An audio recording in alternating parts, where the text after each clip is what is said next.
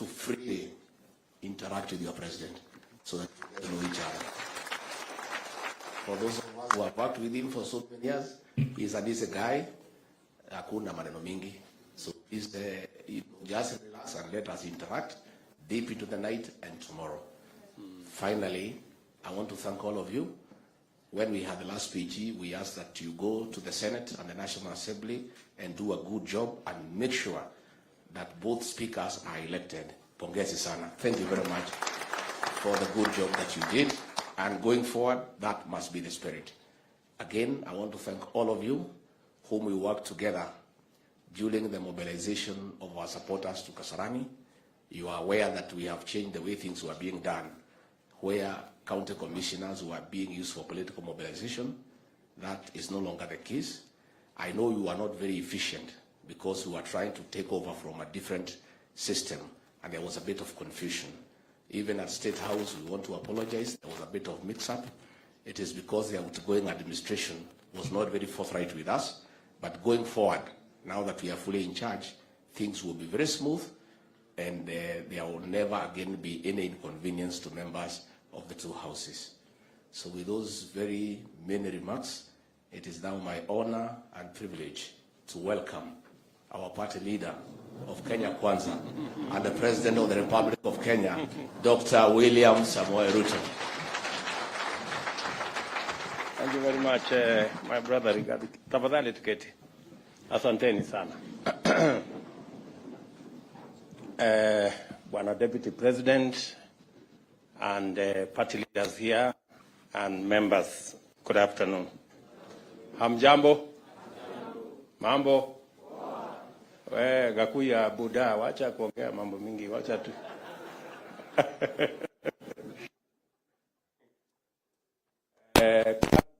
Mimi nataka nichukue nafasi hii niwashukuru sana kwa kuchukua muda wenu so that you can come to this retreat. Wakati tuliongea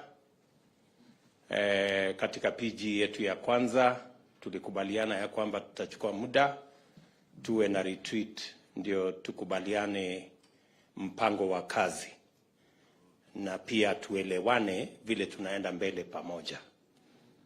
And therefore, I want to thank all the members who have taken time so that we can attend this retreat, so that we can exchange ideas and we can agree on our program of work, because we asked the people of Kenya to give us an opportunity to work for them. And by God's grace, we have been given that opportunity in various capacities.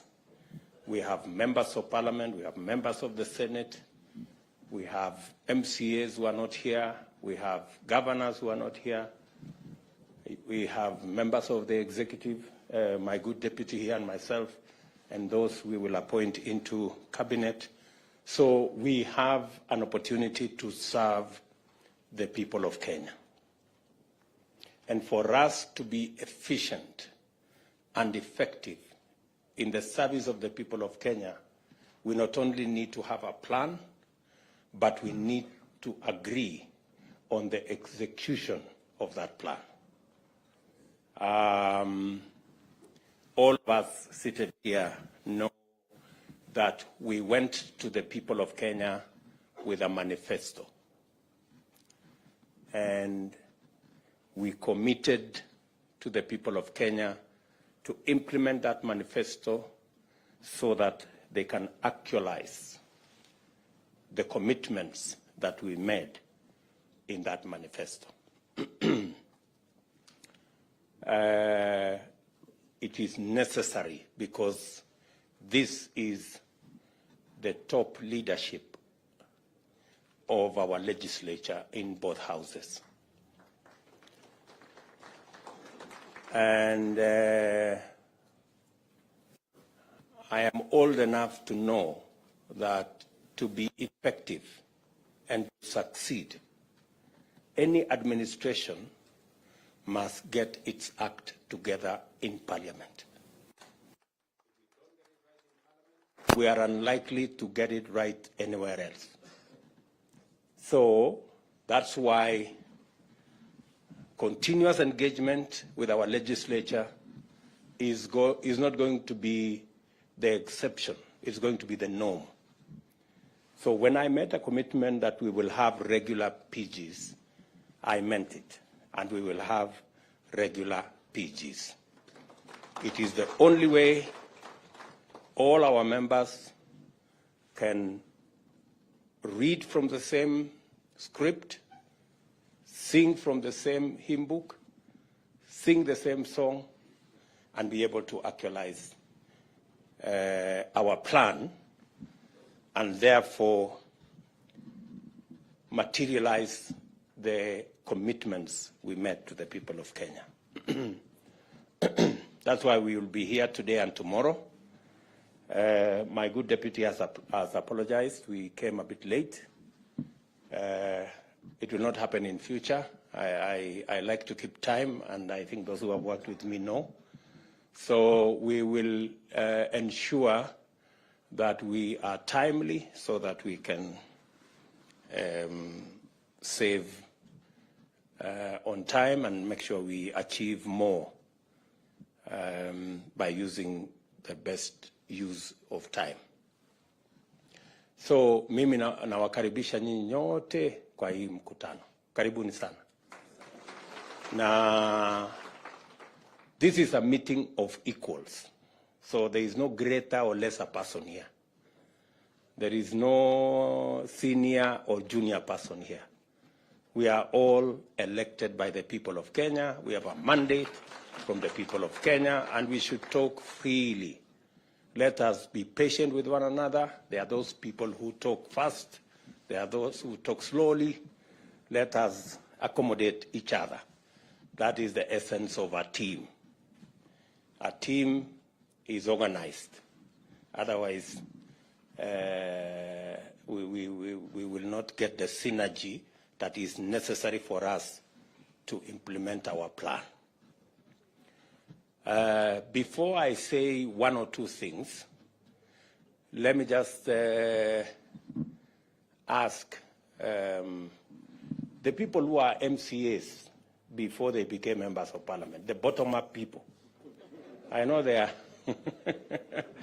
The people who are MCAs and they graduated and became members of parliament. Ebu simameni. Wow, look at that. Look at that. Wapigie makofi. Pongezi sana. You can see bottom-up works. Asanteni sana waheshimiwa. The people who are being elected for the first time as members of parliament, first timers, wale watu wa the monos, as we would call them. Wow, that's quite a, that looks like what? 40%? 50%? No, 40. 40%. Asante sana. The second timers, the people in Form 2. Wow, quite a number. Tuwapigie makofi tena, the second timers. Asante sana. Kawanjiko, we uko Form 2 kweli?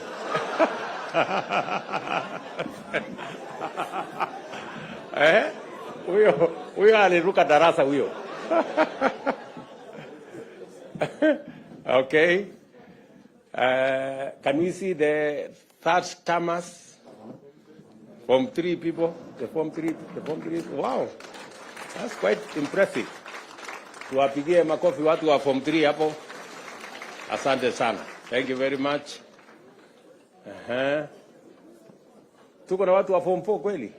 Haya, watu wa Form 4 tuone. The fourth timers. Wow. That's quite something. Oh, Mwangi there. Aden Duale here. Cheptumo there. Governor Sirma there. And Karek Mbuki. Japheth. And of course, Lekuton. And Khalwale right at the back. Alan Kiunjuri right there. Haya, tuwapige makofi.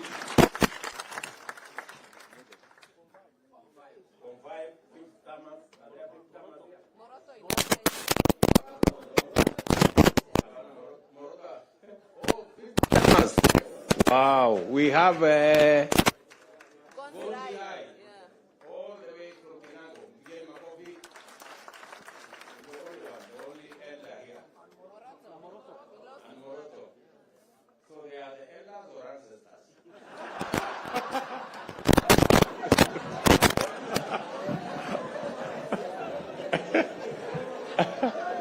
oh my. Okay. So I think that gives us the framework of our. You can see we're quite a mixed group. We have all manner of people. So why I did that is I wanted for all of us to know that there is something we can learn from the younger ones. But there is something also we can learn from the seniors. I want to ask the seniors who are here, let us take time and mentor the newcomers. Let us make it our responsibility. Don't monolize anybody. Don't harass the younger ones. And please be useful. You know, show them how CDF works. Show them how committees work. Don't assume. Don't take it for granted that people know how to do stuff. Tomorrow we are also going to have a session to show you a bit of etiquette. We want to show you how to hold, what to do, because sometimes we get embarrassed when senior people don't even know how to hold a spoon or how to hold a fork. So tomorrow we'll take time because we want to mentor everybody. And some people take things for granted. Mnanielewa? So tutapangana namna hivyo. Hiyo ni number one. Number two, it is very important for us to have a meeting so that we can agree on the plan we have. This PG is for us to interrogate our party manifesto, the Kenya Kwanza manifesto, because that is the basis upon which we were elected. We made commitments to the people of Kenya. We have started to discharge some of those commitments. I had made a commitment that we will appoint the 6 judges. We have appointed the 6 judges. We made a commitment that we will provide financial independence for the police. I already issued instructions, and yesterday that was implemented by Treasury. Now, henceforth, the police will have an independent budget. They will not be begging for money from other offices. We will allocate them the resources as is being done by Parliament, and we will begin to make demands of them on matter security, because in the past, expect that the fight against corruption will be scaled up. We expect that our insecure areas, cattle rustling, conflict amongst communities, will be dealt with firmly and decisively. And I have already informed the police that that is why we gave them their money.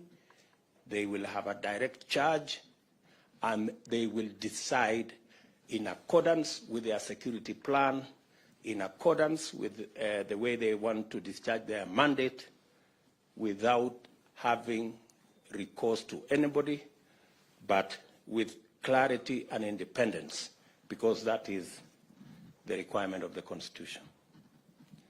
There will be other things we are going to be doing in the short term to ensure that we take this to the logical conclusion. Let me also say the primary reason why we are meeting here today is so that each and every one of us can understand the commitments we have made to the people of Kenya through our manifesto. We are also going to show you the legislative program that will enable us implement that plan. And that legislative program is going to come to Parliament. It is good for you to understand ahead of time so that when we ask you that there is this law, there are these regulations, there is this policy position that we want Parliament to pass for us, it will be understood that this is in furtherance, and you will already have the information to make sure that you pass it in a manner that will give us the instruments to be able to deliver to the people of Kenya. We will tell you about our housing plan. We have Charles Hinga here. He will take you through our housing plan, the plan that we were supposed to implement in 2018. But we lost the opportunity to implement it in 2018 because we took a tangent and went to BBI and went to other stories. I want to promise you that this is one plan that is a must-do for us. It will create millions of jobs for our young people. It will sort out for us our challenge of housing. Many people are living in deplorable conditions in slums and other informal settlements.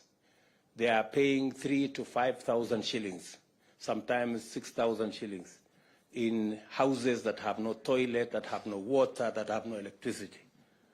We can give those people a decent house where they will pay the same 5,000 in terms of mortgage and be able to own the house further down the road.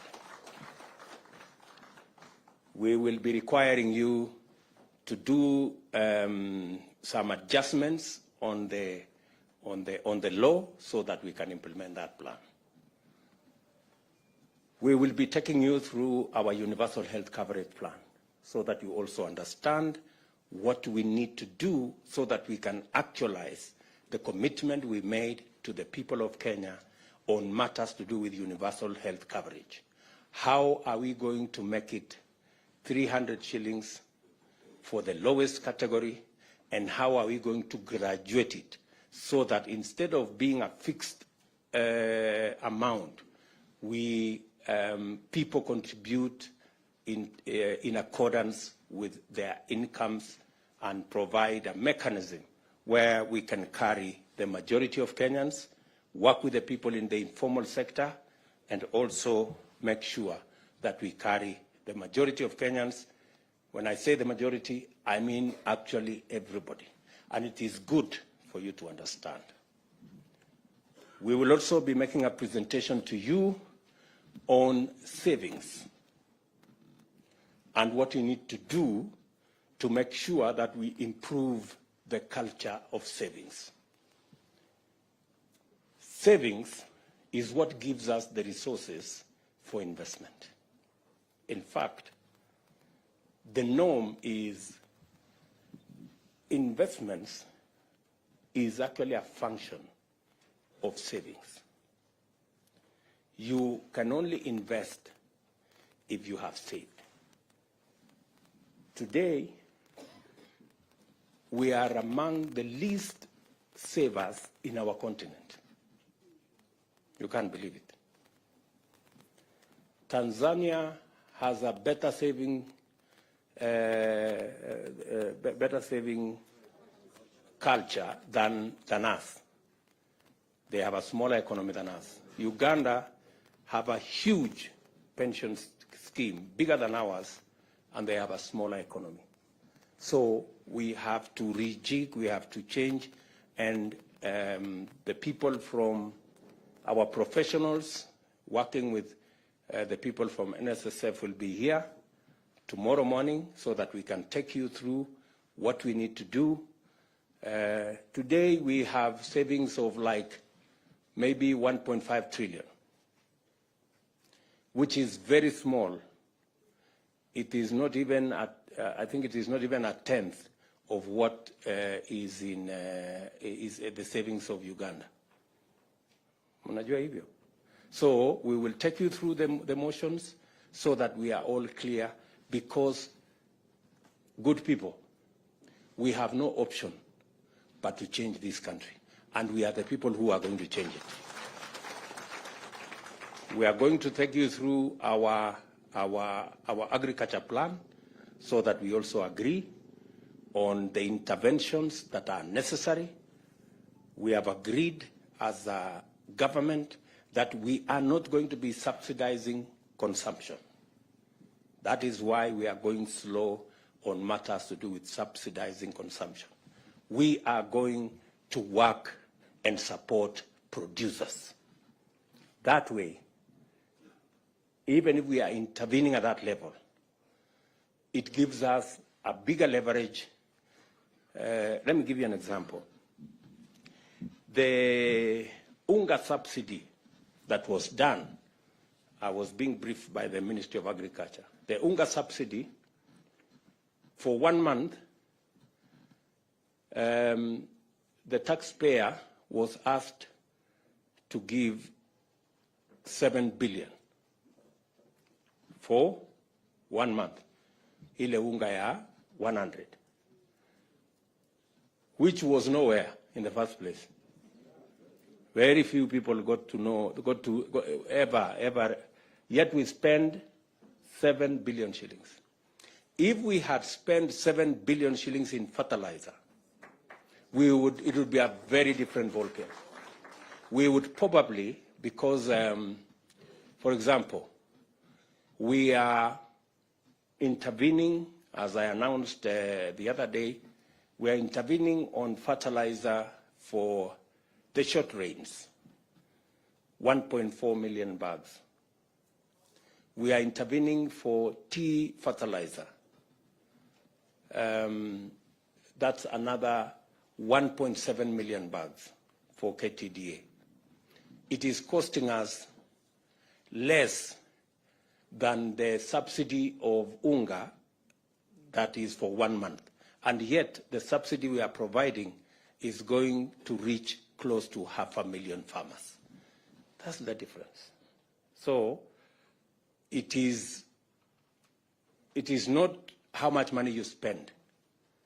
It is where do you spend money so that you get value for every coin that you spend. So we will be discussing our agriculture plan tomorrow so that you can understand, and so that when it comes to Parliament, you know where to allocate resources that will go into helping our producers. We will be discussing with you all the other categories of our plan so that we can measure up to what the people of Kenya want. Let me tell you this. The reason why we did not do as well the last 5 years is because we did not engage our legislators. Our legislators knew very little about our plan. That is how we failed. And that is why we must start here. You people must understand. You must be the champions. You must be the people to explain so that this plan can succeed. Tunaelewana jameni? So, mimi nawauliza, let's be patient. I know sometimes People have phones, they are sending messages left, right, and center. But let's be just patient so that we can go through these motions. Finally, we will be talking about katikati. Let us also agree that Parliament is an important stage. I want to tell you as members, Parliament is a premium platform. Very many people try so hard to get to Parliament. So take advantage of that premium stage. Out of 50 million Kenyans, we have only 349 in National Assembly and 67 in the Senate. Consider yourself privileged to access the stage in Parliament and make use of it. It can make your career, it can unmake your career, the way you use the floor of the House. There is the temptation when you come to Parliament to chase this, chase that, chase the other, until it is reported that you are a no-show in Parliament. Unajua kuna watu wanaandikwa ati hawajawahi kuzungumza kwa bunge. Please, nataka niwaombe. You know? Why do you look for a premium stage and then you abscond? You do nothing with it.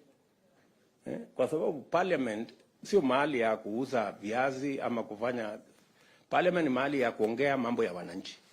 To articulate issues that are important to your constituents, issues that are important to your party, issues that will shape the future and destiny of our country. And that is the stage you have. It's a premium stage. It's not a stage that anybody can walk in and have. So while you have the privilege to be a member of Parliament, please make use of that stage. Sometimes it is it's quite intimidating, especially for the new members. Kidogo ukisimama hapo unatetemeka kidogo, Kiswahili Kiingereza inachanganyika, but if you do it consistently, utashika network na mambo itaenda mzuri. Yeah, and many of our constituents are waiting to see. They're waiting to see you. Mbunge wetu wamesema nini kule bunge leo. I have also taken the position with my good deputy here that for purposes of proper accountability of government, we are going to work on the standing orders so that our CSS can come to Parliament and you can ask them questions directly about your constituents, so that we can improve the accountability of our government, the accountability of our ministers, because in any case, the ministers don't have any constituency to attend to. So their constituency is, are we together? So make use of that platform. I am happy to note that our competitors have said they will provide oversight of our government. And we welcome our competitors' assertion that they will take seriously their oversight role over our government. We believe that the efficiency of any government is also dependent on how much we are kept on our toes. So I want to tell our good friends on the other side of the political divide, welcome to your oversight role. We are ready to be accountable as a government, because that will make the people of Kenya get value for every commitment we make, every shilling we spend, and every plan we roll out. So we are going to work together in that manner, and we want to take this into the future. Shortly, we will be going to Parliament, and tomorrow we will have a conversation about House leadership, both in the National Assembly and in the Senate. Let me congratulate all of you. When we had the PG, we agreed that each and every one of you should be in Parliament, and you showed a great patriotism in Parliament. You were there for long hours. We elected both speakers, and both deputy speakers are members of Kenya Kwanza, and we are very proud of you guys and what you are able to do. We are going to have the leadership of the House discussion tomorrow, and collectively we are going to make a decision on who will be the leader of majority in National Assembly, in Senate, their deputies, the chief whips, their deputies, and all the other people in there. Our competitors on the other side will provide the oversight role. I have heard them try to say they have some numbers. I mean, surely, if you cannot even raise a candidate for the Speaker of Senate, what numbers do you really have? Let's just be honest with ourselves. You know, there is no need to bring a contest where there is none. We have accepted that we are not going to appoint any member of the opposition into government because we want a vibrant opposition. We want an opposition that will keep government in check because we have nothing to hide and we want to run an accountable government. So we appreciate their role. We wish them well in their role, but we will play our role as effectively as we can. And members, I want to request you, with all humility, please let us take the responsibility put on our shoulders by the people of Kenya seriously. I will keep consulting. When necessary, at short notice, we will meet. We will have regular PGs so that we can all read from the same script and do the job for which the people of Kenya elected us. Asanteni sana. I do not wish to say more than that. I am here until close of business tomorrow, so tuko pamoja.